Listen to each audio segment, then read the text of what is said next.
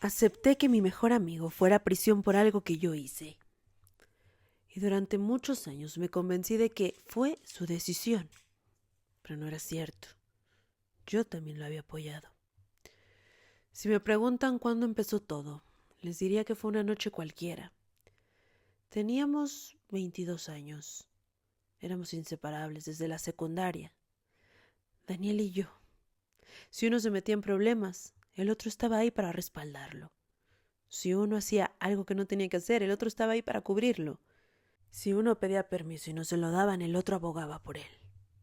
Así había sido siempre. La noche que pasó todo, no estábamos borrachos ni nada por el estilo. Eso es lo primero que quiero dejar claro en esta historia, porque no fue por irresponsabilidad adolescente ni en una fiesta fuera de control.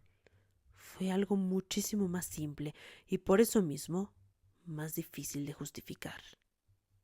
Yo conducía. Íbamos regresando de una reunión con unos compañeros de la universidad. Era tarde, pero no lo suficiente como para que la calle estuviera vacía. Llovía. No fuerte. No de esas lluvias que no te dejan ver. Era una llovizna fina, que parece básicamente inofensiva, hasta que las luces se reflejan en el asfalto y todo se vuelve muy confuso. Recuerdo que veníamos discutiendo. Nada grave. Una tontería sobre dinero. Yo había invertido en un proyecto que Daniel consideraba mala idea. Él decía que estaba confiando en la persona equivocada y que me iba a defraudar. Y yo estaba molesto porque sentía que él no estaba confiando en mí y que creía que no tenía la capacidad para saber si alguien era bueno o mal socio. Y no vi al hombre cruzar. Ya saben lo que pasó. Solo escuché un golpe. No fue un impacto fuerte como en las películas. No, fue seco, sordo. El parabrisas no se rompió, pero el cuerpo cayó a un costado de donde nosotros pasamos. Frené inmediatamente, pero hubo un silencio tan absoluto que todavía hoy, cuando todo está en calma, puedo escucharlo. Y cuando me siento tenso, me vuelvo a sentir como me sentí esa vez. Daniel fue el primero que salió del auto. Yo estaba paralizado. Me quedé agarrando el volante. Y cuando finalmente bajé, él estaba arrodillado a un lado del hombre. Estaba vivo. Respiraba. Pero no se podía mover. Alguien, no sé quién, llamó una ambulancia. Tal vez Daniel. Tal vez alguien que vio todo desde un edificio cercano. No sé. Yo no tengo claridad de ese momento. Yo solo repetí al aire. No lo vi. No lo vi. Se los juro que no lo vi. Pero la policía llegó antes que la ambulancia. Comenzaron a hacerme preguntas. Yo apenas podía responder. Y Daniel tomó la palabra. Explicó que la lluvia dificultaba la visibilidad y que el hombre cruzó fuera del paso peatonal, que había sido un accidente. Y hasta ahí todo era cierto, todo era verdad. Lo que vino después fue la primera decisión. El oficial preguntó quién conducía. Abrí la boca, pero Daniel habló primero y me ganó diciendo yo. Inmediatamente giré la cabeza hacia él. Me miró apenas un segundo, y fue suficiente. No era una mirada de sacrificio heroico, era práctica, rápida, como cuando en la escuela uno decía yo fui para evitarle problemas al otro. Pero esto no se trataba de romper una ventana o haberle dado un balonazo a alguien en el recreo. Intenté corregirlo inmediatamente, se los juro. Dije algo como no, fue... Pero él me apretó el brazo con fuerza, interrumpiéndome. Yo manejaba, oficial, repitió. Más tarde, en la patrulla me dijo en voz baja, tú tienes la beca. Estás a punto de cerrar el contrato con la empresa. Yo puedo manejar esto y todo va a estar bien. Manejar esto. Eso no se podía manejar. Lamentablemente, después de aquella noche, el hombre, sí, el que resultó accidentado, perdió la vida 2 días después en el hospital. Y ahí todo el panorama cambió. Porque ya no era un accidente con lesiones. Se había convertido en homicidio imprudencial. Los abogados hablaron con nosotros. La familia del hombre exigía justicia. Daniel no tenía antecedentes, era estudiante, sin historial de infracciones graves. Y yo tampoco. Pero yo tenía algo que Daniel no. Un futuro ya firmado. Me refiero al contrato, a la beca. La empresa con la que estaba por asociarme hizo una investigación interna. Apenas supieron que estuve presente.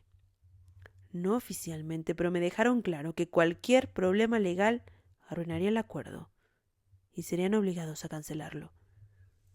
Daniel lo supo. Su familia no tenía dinero para un gran abogado, pero la mía sí. Mi padre sugirió algo que todavía me despierta en la madrugada. Dijo, si él ya dijo que manejaba, cambiar la versión ahora solo complicaría todo. Los dos serían cómplices y no acabaría uno en prisión, sino ambos.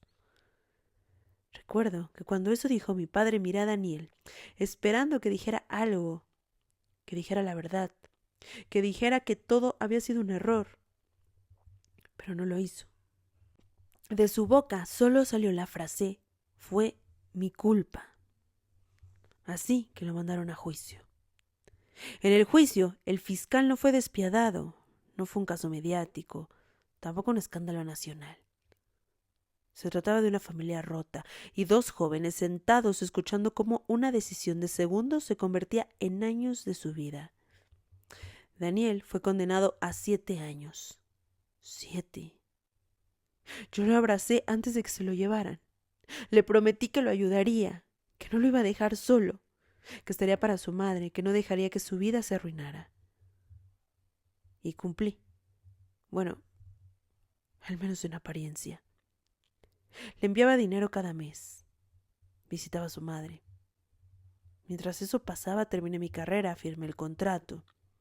La empresa creció. Me convertí en socio principal antes de los 30. Pero cada logro tenía una sombra. Siempre me repetía lo mismo. Él lo decidió así. Y esa era la forma de justificarlo en mi cabeza, la forma en que encontraba paz. No sé, quizás eso es lo que hace uno para sobrevivir. Reescribir la historia para que no duela tanto, para que la culpa no queme. Durante los primeros años de Daniel en prisión, me llamaba cada semana. Jamás me reprochó nada. Hablaba de libros, de cursos que estaba tomando, de cómo el tiempo ahí dentro se medía diferente. En el 4.º año dejó de hablar tanto. En el 5.º empezó a hacer preguntas. Me decía cosas como, ¿alguna vez pensaste en decir la verdad? No me lo decía con rabia. Lo decía como quien pregunta por el clima, como si fuera una duda genuina que él tenía. Yo respondía lo que llevaba años ensayando. Daniel, intenté detenerte, te consta. Pero en el fondo sabía que no había intentado lo suficiente y que hasta la fecha yo estaba viviendo una vida cómodamente mientras sabía que Daniel estaba ahí dentro pagando por algo que él no había hecho y yo tampoco me había esforzado en aclarar la verdad. La verdad es que después de esa primera noche nunca volví a insistir. Jamás tuve el valor de ir a la policía y decir la verdad. No busqué al abogado para cambiar la declaración. Menos enfrenté a mi padre. Elegí el camino cómodo, el que me resolvía la vida, el que lo hacía sencillo para mí. Y no me importó. No me importó lo que le pasaba a mi mejor amigo. Y eso también es una decisión. Así que cuando Daniel salió, 7 años después, 7, solo de pensar que fueron tantos años mientras yo vivía y él pausó su vida por cubrirme. Esa noche, cuando él salió, lo reconocí por la forma de caminar antes de ver su rostro. Se veía mucho más delgado y se volvió mucho más callado. Inmediatamente que nos vimos nos abrazamos. Fue un abrazo correcto, educado, pero no era el de dos amigos que superaron algo juntos. Esa noche cenamos en mi casa. Mi esposa, por supuesto, que sabía la historia oficial, que Daniel había cometido un error trágico y que yo había estado ahí para apoyarlo. En un momento se quedó sola con él en la cocina. Pero después me preguntó algo que me dejó helado. Me dijo, ¿por qué siento que él me mira como si yo estuviera ocupando algo que no le pertenece? No supe qué responder. Con el tiempo, Daniel empezó a reconstruir su vida. Conseguí que lo contrataran en una de mis empresas. Pensé que era lo mínimo que podía hacer ayudarlo. Pero cada vez que firmaba un contrato, cada vez que aparecía mi nombre en una entrevista, yo sentía su mirada. Un día, después de una reunión, se quedó sentado cuando todos salieron y me dijo, lo he estado pensando. He estado pensando mucho en aquella noche. En ese momento sentí que me faltaba el aire. Le dije, yo también. Se me quedó viendo, como descifrándome. Siempre pensé que algún día tú ibas a decir algo. No era una acusación, era una constatación. Podríamos haber compartido la culpa, ¿no crees? Quizás la sentencia habría sido menor y muy probablemente hubiéramos estado juntos dentro. Y ahí estaba el verdadero peso. No fue que él se ofreciera, no fue solo eso, fue que yo acepté. El debate no es si fue un accidente o no, porque sí lo fue. El debate es si el silencio convierte a alguien en inocente. Daniel cumplió su condena completa, pero yo que sí en verdad era el culpable y responsable, yo no cumplí ni un día. Esa idea no me deja de atormentar, ni una sola noche. ¿Y cómo es la vida? Resulta que hace poco, en un evento que tuve, me encontré a la madre del hombre que había perdido la vida aquella noche. Evidentemente, años atrás nos habíamos visto en el juicio, y me reconoció. Se me acercó. Me dijo que cada día estaba mucho más tranquila, que lo había aceptado, y que una parte de ella lamentaba profundamente que Daniel, mi amigo, hubiera estado tanto tiempo en la cárcel. Ahí me di cuenta de lo que yo había hecho, porque no sabía, nadie sabía, y así no tuvo que ser la historia. Hace unas semanas Daniel renunció.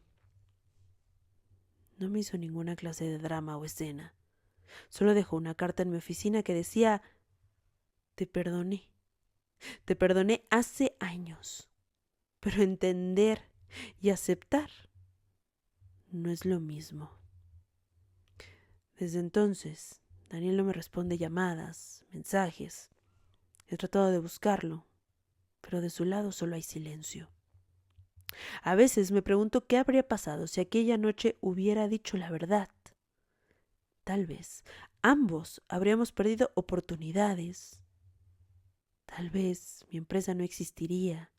Tal vez mi matrimonio sería diferente. No sé. Pero tal vez dormiría mejor. Tal vez hubiéramos estado juntos. Tal vez no hubiera perdido a mi mejor amigo. Y no lo hubiera condenado a que viviera ese martirio solo. Porque al final lo que más pesa no es que él se ofreciera. Es que yo lo dejé hacerlo. Y cada vez que alguien me llama hombre íntegro, siento que estoy viviendo la vida que le costó 7 años a otra persona. Dime tú, si tu mejor amigo dijera, es mi culpa, aunque tú supieras que no es cierto, ¿lo detendrías? ¿O tomarías eso como un regalo para poder vivir tu vida? Si las historias donde hay debates morales de qué hacer y si es correcto o no te gustan, Suscríbete a Relatos de Internet 13. Todos los días tenemos nuevo contenido.